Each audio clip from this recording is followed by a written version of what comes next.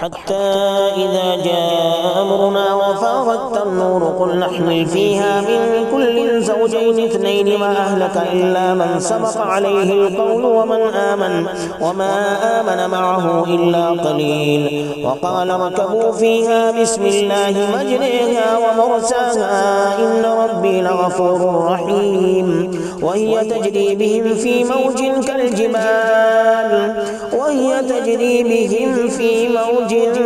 كالجبال ونادى نوح ابنه وكان في معزل يا بني اركب معنا ولا تكن مع الكافرين. قال سآوي إلى جبل يعصمني من الماء قال لا عاصم اليوم من أمر الله إلا من رحم وحال بينهما الموج فكان من المغرقين.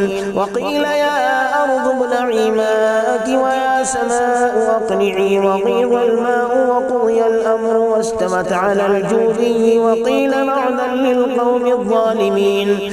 ونادى نوح ربه فقال رب إن ابني من أهلي وإن وعدك الحق وأنت أحكم الحاكمين. قال يا نوح إنه ليس من أهلك إنه عمل غير صالح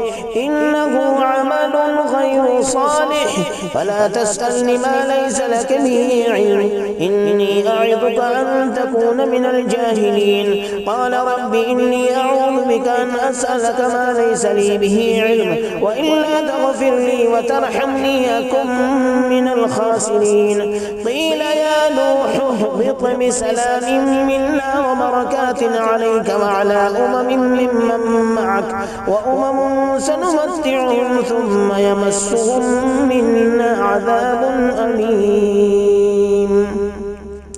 تلك من أنباء الغيب نوحيها إليك ما كنت تعلمها أنت ولا قومك من قبل هذا فاصبر إن العاقبة للمتقين.